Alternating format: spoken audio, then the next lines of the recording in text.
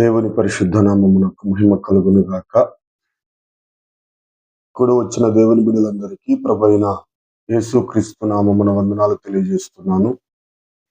ఈ ఉదయకాల సమయంలో ఈ విధముగా ప్రభు సన్నిధికి రావడానికి దేవుడు మనందరికి ఇచ్చిన గొప్ప కృపను బట్టి దేవునికి లెక్కలేని స్తోత్రాలు తెలియజేస్తున్నాను. ఈ విధముగా ప్రతి ఉదయ కాలంలో ప్రభు సన్నిధిలో మనం ప్రార్థించడానికి ప్రభు ద్వారా అనేకమైన మేలులను అనేకమైన ఆలోచనలు పొందుకోవడానికి దేవుడు మనందరికి ఇస్తున్న గొప్ప ధన్యతను బట్టి మరొకసారి దేవునికి స్తోత్రాలు చెల్లిస్తున్నాను. అందరూ కూడా ప్రార్థనాపూర్వకంగా కూర్చొని కొద్ది నిమిషాలు దేవుని మాటలు వినవలసిందిగా ప్రభు పేరిట మనవి చేస్తున్నాను. మనము ప్రార్థనను గురించి గతించిన రోజులలో మనం నేర్చుకుంటూ వస్తున్నాం. రహస్య ప్రార్థన ద్వారా మనకి ఏంటి ఉపయోగం అన్న విషయాన్ని నేను మీకు తెలియజేశాను. ప్రార్థన మనకు అవసరమా అన్న మాటల మీద కూడా నేను మీకు తెలియజేశాను. బైబిల్ గ్రంథములో కానీ చరిత్రలో కానీ ప్రార్థన చేసిన గొప్ప వ్యక్తులు మనకు బైబిల్లో కనబడతారు. ప్రార్థన ద్వారా అనేకమైన కార్యాలు వారి జీవితంలో అనుభవించారు. ప్రార్థన ద్వారా అనేకమైన స్తోత్రములు మేలులను వారి జీవితంలో అనుభవించారు.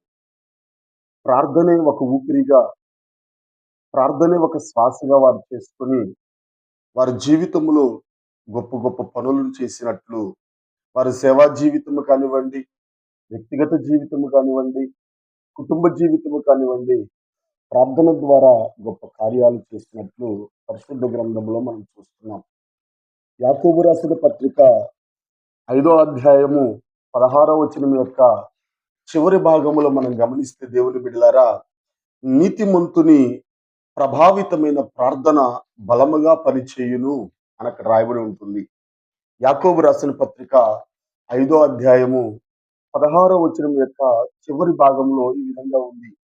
నీతిమంతుని విజ్ఞాపన మనస్ఫూర్తికమై బహు బలము గలదై ఉండును అని ఇక్కడ మనం చూస్తున్నాం. అంటే నీతిమంతుని ప్రభావితమైన ప్రార్థన బలముగా పనిచేయును అని మనం బైబిల్ గ్రంథంలో చూస్తున్నాం.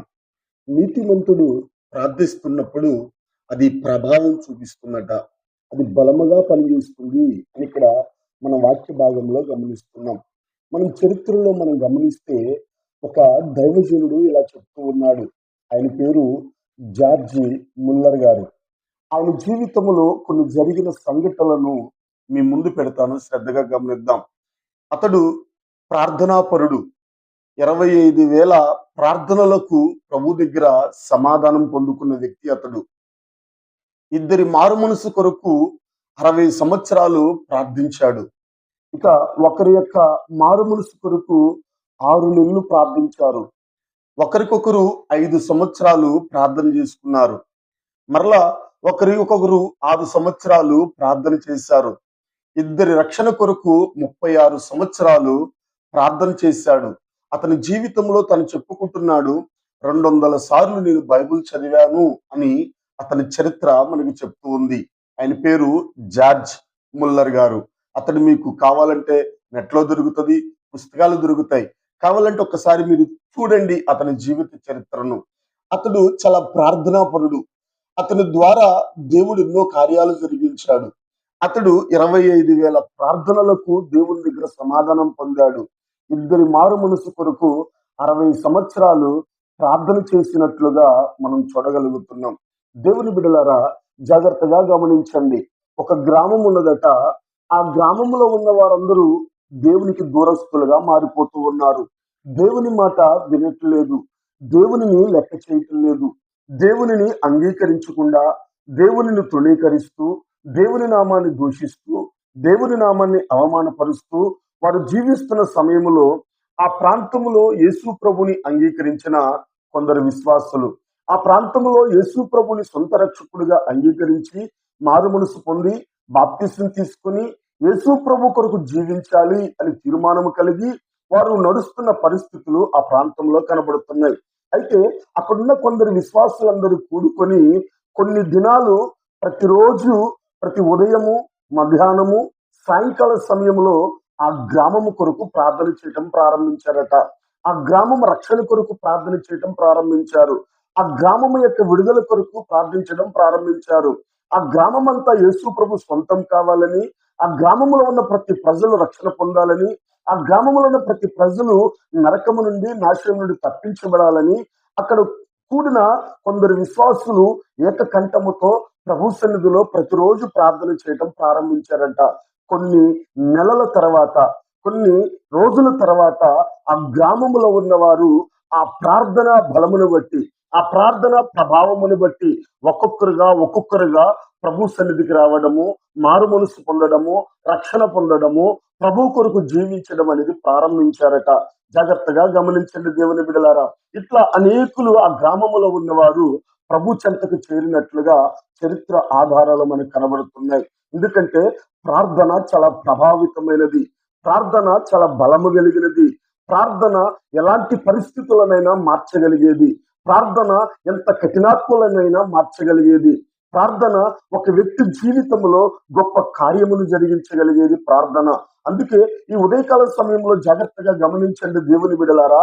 ఆ గ్రామం అంతా కూడా ప్రభు చెంతకు చేరినట్లుగా మనం పరిశుద్ధ గ్రంథం మరి స్తోత్రం చరిత్రలో చూడగలుగుతున్నాం.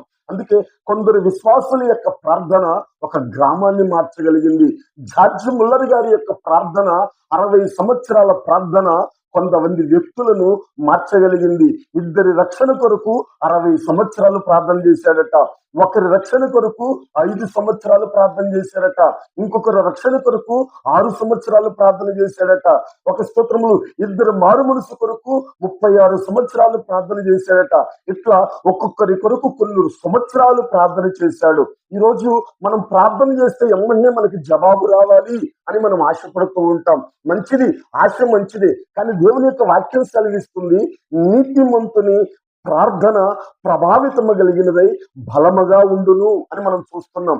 నీతిమంతుని ప్రార్థన ప్రభావం చూపిస్తుంది. నీతిమంతుని ప్రార్థన శక్తి కలిగినదై ఉంటుంది. నీతిమంతుని ప్రార్థన విశ్వాసంతో కూడినదై ఉంటుంది. నీతిమంతుని ప్రార్థనకు దేవుడు సమాధానం ఇస్తాడు. పరిశుద్ధ గ్రంథములో నేను మీకు ఒక వ్యక్తిని జ్ఞాపకం చేయిస్తాను. ఆ వ్యక్తి మనలాంటి స్వభావం కలిగిన వాడేనని యాకోబు రాసిన పత్రికలో మనం చూస్తున్నాం. ఆయన దేవుని కొరకు రోషము కలిగిన వాడు. ఆయన అంటున్నాడు దేవుని సన్నిధిలోనికి వెళ్ళి, ప్రభువా, రోషము కలిగిన నేను ఒక్కడే నీ సన్నిధిలో నిలబడి ఉన్నాను అని చెప్తూ ఉన్నాడు. ఆయన పేరే ఏలియా గారు. ఏలియా గారి జీవితంలో మీరు చూడండి దేవుని బిడ్డలారా, ఆయన మన వంటి స్వభావం కలిగిన వాడని యాకోబు చెప్తున్నాడు కదా. అతని జీవితంలో మనం చూస్తే 3.5 సంవత్సరములు వర్షమును ఆపగలిగిన శక్తి ఏలియాకున్నది. 3.5 సంవత్సరములు వర్షమును మరి కురిపించగలిగిన శక్తి ఏలియాకున్నట్లుగా మనం చూడగలుగుతున్నాం. జాగ్రత్తగా గమనించండి. వర్షమును ఆపాడు, వర్షమును కురిపించాడు. ఇంకా ప్రార్థన ముగించక మునిపే ఆకాశము నుండి అగ్నిని కూడా దించగలిగిన ప్రార్థన శక్తి ఏలియా గారికి ఉన్నట్లుగా మనం బైబిల్ గ్రంథంలో చూడగలుగుతున్నాం. మరి ఏలియా మన వంటి స్వభావం కలిగిన వాడే కదా. ఏలియా ప్రార్థించగానే అగ్ని దిగింది కదా. ఏలియా ప్రార్థించగానే వర్షం ఆగింది కదా. ఏలియా ప్రార్థించగానే వర్షం కురిసింది కదా. ఏలియా ప్రార్థించగానే సారేపతి విధవరాలి యొక్క కుమారుడు బ్రతికాడు కదా. ఎందుకంటే నీతిమంతుని యొక్క మనస్ఫూర్తికమైన ప్రార్థన ప్రభావం కలిగినదై మరి స్తోత్రములు పనిచేస్తుంది అని మనం చూడగలుగుతున్నాం. దేనికి స్తోత్రములు. అదే ప్రకారంగా మనం చూస్తే దేవుని బిడ్డలారా జాగ్రత్తగా గమనించండి. ఒక తల్లి ఉన్నది. ఆ తల్లి కుమారుడు స్తోత్రం కలుగును గాక విచ్చలవిడితనముతో యవన కాలములోనే త్రోవ తప్పిపోయాడు. యవన కాలములోనే స్తోత్రములు పాపములో కలిపోయాడు. యవన కాలములోనే అతని జీవితం అంతా కూడా చెడు మార్గంలోనికి వెళ్ళిపోయినది. చెడు మార్గంలోకి వెళ్ళిపోయిన సమయంలో అతని తల్లి, ఆయన పేరు అగస్టిన్, చరిత్రలో చూస్తే మంచి సువార్థికుడు, ప్రపంచ సువార్థికుడు, స్తోత్రములు. అగస్టిన్ అనే దైవజనుడి యొక్క తల్లి చేసిన పనేంటో తెలుసా? అతని యవన కాలంలోనే త్రోవ తప్పిపోయినప్పుడు, యవన కాలంలోనే మరి స్తోత్రములు పాపం చేసినప్పుడు, యవన కాలంలోనే తన జీవితం అంతా వ్యర్థంగా గడుపుతున్నప్పుడు, యవన కాలంలోనే తన జీవితం అంతా రోతగా జీవిస్తున్న సమయంలో తన తల్లి చేసిన ప్రార్థన ఎలా ఉంది అని మనం గమనిస్తే, ప్రతి ఉదయకాలమే ప్రతి దినము కూడా దేవుని సన్నిధానమునకు వెళ్ళి కన్నీటితో దేవుని సన్నిధిలో ప్రార్థించేదట. తన యవనస్తుడి కొరకు, తన బిడ్డ కొరకు, ప్రభువా నా కుమారుని రక్షించు, ప్రభువా నా యవన కుమారుని తప్పించు, వ్యసనముల నుండి తప్పించు, పాపము నుండి తప్పించు, లోక దురాశ నుండి తప్పించు. నీకు శత్రువు అయిపోయాడు, నీకు విరోధి అయిపోయాడు, నీకు స్తోత్రములు నచ్చని క్రియలు చేస్తూ నాశనానికి, నరకానికి వెళ్ళిపోతున్నాడు, తన జీవితం నిత్యాగ్నికి వెళ్ళిపోతుంది. ప్రభువా నా కుమారుని రక్షించు, నా కుమారుని రక్షించని అనేక సంవత్సరములు బిడ్డల కొరకు ప్రార్థన చేసింది. తన యవన బిడ్డ కొరకు ప్రార్థన చేసింది. కొన్ని సంవత్సరముల తర్వాత ఆయన దేవుని మందిరములోనికి వచ్చి అతడు సాక్ష్యమిస్తూ ఉన్నాడు. నా తల్లి చేసిన కన్నీటి ప్రార్థన ప్రవాహములు నేను దేవుని సన్నిధికి కొట్టుకొచ్చానని అగస్టిను తన యొక్క స్తోత్రములు, సాక్ష్యమును ప్రపంచములో సాటి చెప్పినట్లుగా మనం మరి స్తోత్రములు చరిత్రలో చూడగలుగుతున్నాం. చూడండి, నీతిమంతుని యొక్క ప్రార్థన ఎంత ప్రభావితం చూపిస్తుందో, నీతిమంతుల యొక్క ప్రార్థన ఎంత ప్రభావితం చూసి జనుల యొక్క హృదయాలను కరిగిస్తుందో, జనుల యొక్క మనసును కదిలిస్తుందో, జనుల యొక్క జీవితాన్ని ప్రభావితం చూస్తుందో ఒక్కసారి ఆలోచించండి దేవుని బిడ్డలారా. దేనికి స్తోత్రం కలుగును గాక. అందుకే నేను ఈ ఉదయకాల సమయంలో గూగుల్ మీటింగ్ లోకి వచ్చిన ప్రతి బిడ్డతో నేను చెప్తున్న ఒకటే ఒక మాట, ప్రార్థన చాలా ప్రభావితమైనది, ప్రార్థన చాలా బలము కలిగినది. ప్రార్థన ద్వారా గొప్ప గొప్ప కార్యాలు జరిగించారు. ప్రార్థన అనేకమైన వాటికి జవాబులను దేవుడు అనుగ్రహిస్తాడు. నీతిమంతుల ప్రార్థన దేవుడు చెవియొగ్గుతాడు. స్తోత్రములు, కీర్తనల గ్రంథములు ఈ విధంగా సెలవిస్తుంది. ఆయన పిల్లలు ప్రార్థిస్తున్నప్పుడు ఆయన చెవులు పెట్టి ఏమి ప్రార్థిస్తున్నారా అని వింటున్నాడట. దేనికి స్తోత్రం కలుగును గాక. ఆకాశమందున దేవుడు మన ప్రార్థన విని మన ప్రార్థనకు జవాబివ్వాలని ఆశపడుతున్నాడట. మనం ప్రార్థిస్తే దేవుడు కార్యములు జరిగించాలని ఆశపడుతున్నాడట. దేనికి స్తోత్రం కలుగును గాక. అందుకే మనల్ని ప్రార్థించమని మాటి మాటికి దేవుడు ప్రేరేపిస్తున్నాడు. మాటి మాటికి దేవుడు మనల్ని ప్రేరేపిస్తున్నాడు. ప్రార్థించండి అని పరిశుద్ధ గ్రంథములు అనేక పర్యాయాలు ప్రభు తన శిష్యులకు చెప్పినట్లు మనం చూడగలుగుతున్నాం.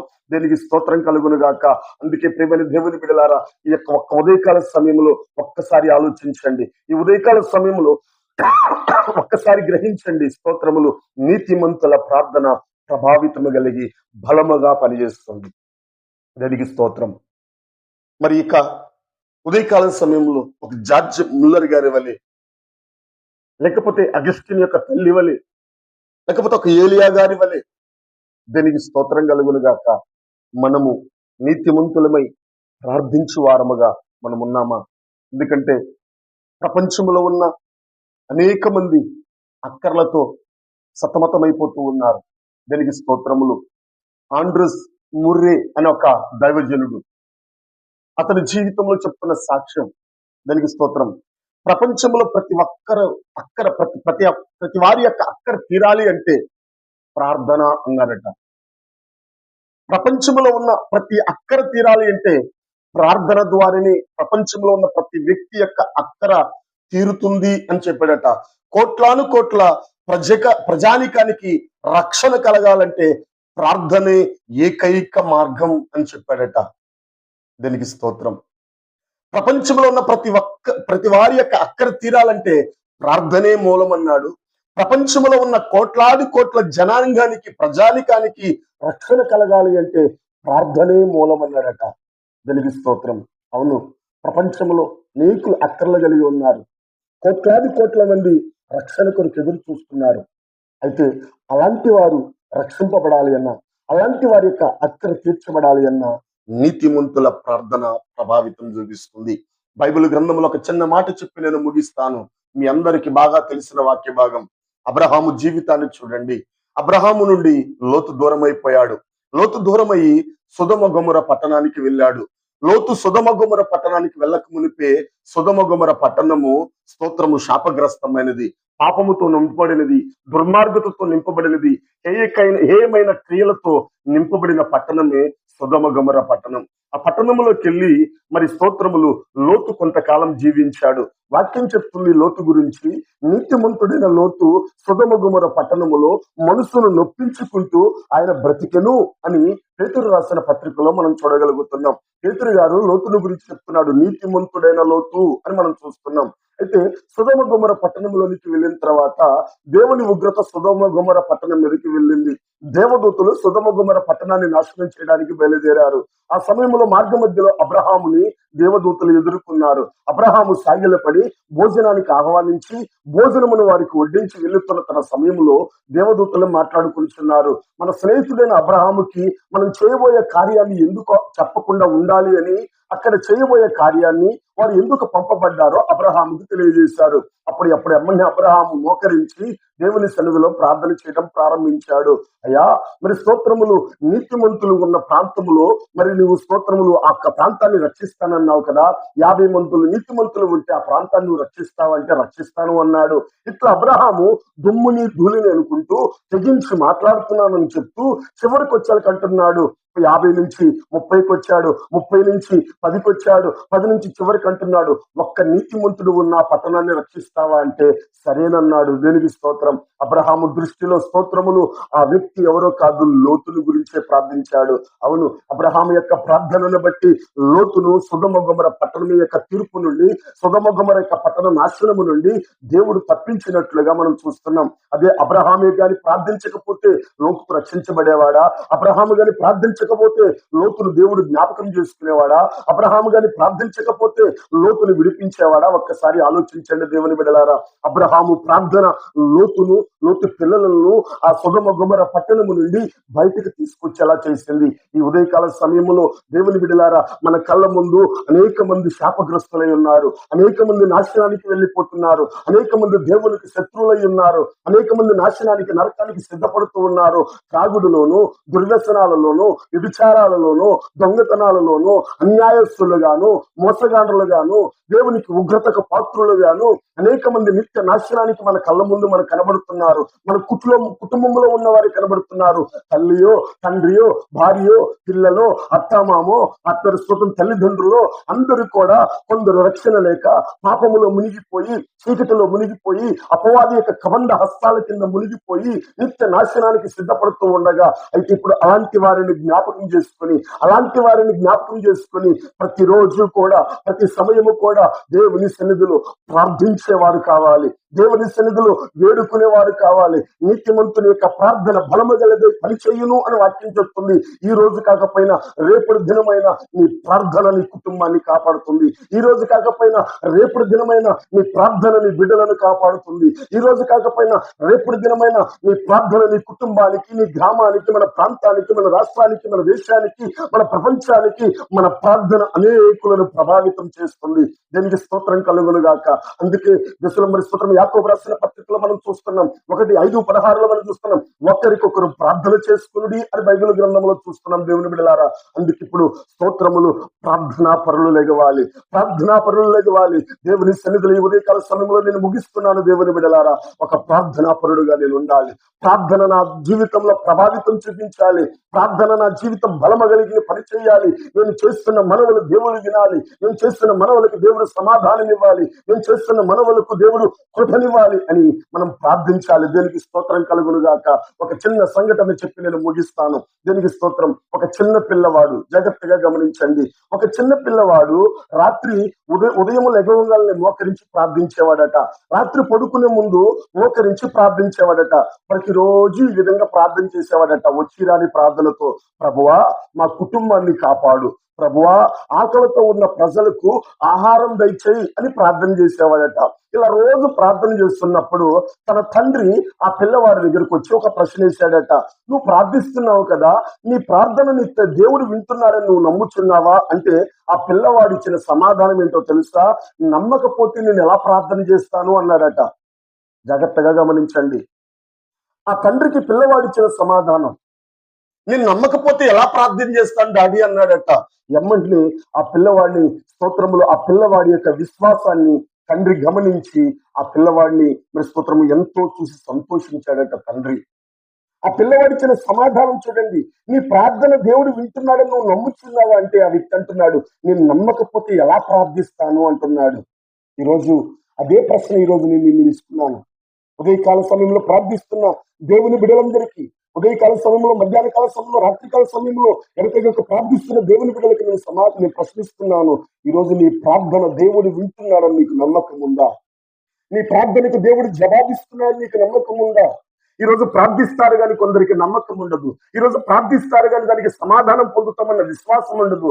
ప్రార్థిస్తారు కానీ జయం దొరికిద్దని, ప్రార్థిస్తారు కానీ రక్షణ దొరికిద్దని, ప్రార్థిస్తారు కానీ దేవుడు వింటున్నాడని చాలా మందిలో సందేహము, కలవరం, భయం కలుగుతూ ఉంటుంది. కానీ నేను ప్రార్థిస్తున్న ప్రతి ప్రార్థన దేవుని యొద్దకు చేరుతుందని నమ్మకం నీలో కలుగుతున్నప్పుడే నీ ప్రార్థన ప్రభావితం కలిగి ఉంటుంది. స్తోత్రం.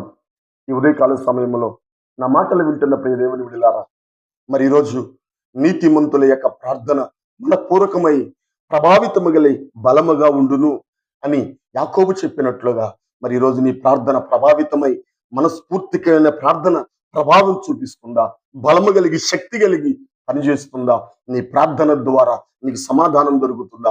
నీ ప్రార్థన ద్వారా సంతోషం దొరుకుతుందా? నీ ప్రార్థన ద్వారా నీ బిడ్డలు, నీ కుటుంబము, నీ గ్రామము రక్షింపబడుతుందా? ఈరోజు నీ ప్రార్థన దేవుడు వింటున్నాడన్న నీకు నమ్మకం ఉందా? ఉంటే ఒకసారి మోకాళ్ళ మీదకు వద్దాం. అందరము కూడా ఈ విన్న మాటలను బట్టి, విన్న విషయాన్ని బట్టి రండి మోకరించి ప్రార్థన చేద్దాం. జార్జ్ ముల్లర్ గారు స్తోత్రం కలుగును గాక 25,000 ప్రార్థనలకు దేవుని దగ్గర సమాధానం పొందుకున్నాడు. దీనికి స్తోత్రం కలుగును గాక. ఇద్దరి రక్షణ కొరకు 60 సంవత్సరాలు ప్రార్థన చేశారు. ఒకరికొకరు 5-6 సంవత్సరాలు ప్రార్థన చేసుకున్నారు. దీనికి స్తోత్రం కలుగును గాక. ఇద్దరి రక్షణ కొరకు 36 సంవత్సరాలు ప్రార్థన చేశాడు. ఈరోజు మరి మనము మన బిడ్డల రక్షణ కొరకు ఎన్ని సంవత్సరాలు ప్రార్థిస్తున్నాం? మన కుటుంబ రక్షణ కొరకు ఎన్ని సంవత్సరాలు ప్రార్థిస్తున్నాం? ప్రపంచ రక్షణ కొరకు ఆకలిలో ఉన్న బిడ్డలకు ఆకలి తీర్చాలని, రక్షణ కావాలని వారిని జ్ఞాపకం చేసుకుని మనం ఎలా ప్రార్థన చేయగలుగుతున్నాం? రండి ధ్యానించుకొని ఒక్కసారి మోకరించి ప్రార్థన చేద్దాం. ఈ ఉదయకాల సమయంలోనైనా నమ్మి ప్రార్థించు. ఆ తండ్రి బిడ్డను అడిగినట్లుగా నువ్వు చేస్తున్న ప్రార్థన దేవుడు వింటున్నాడని నువ్వు నమ్ముతున్నావంటే, నమ్మకపోతే నేను ఎలా ప్రార్థిస్తాను అని బిడ్డ చెప్పిన సమాధానం వలె ఈరోజు నేను నమ్మి ప్రార్థిస్తున్నానయ్యా, నేను నమ్మి ప్రార్థిస్తున్నాను, నా ప్రార్థనలకు నువ్వు జవాబిస్తున్నావు. అందుకే యేసుప్రభు అన్నాడు, ప్రార్థన చేయనప్పుడు మరి స్తోత్రం మీరు అడిగినది పొంది ఉన్నామని నమ్మి ప్రార్థించండి అని పరిశుద్ధ గ్రంథం చెప్తూ ఉంది. మరి నువ్వు చేస్తున్న ప్రార్థన నమ్ముతున్నావా? దేవుడు నాకు జవాబిస్తున్నాడని రండి మోకాళ్ళ మీదకి ప్రార్థన చేసుకుందాం.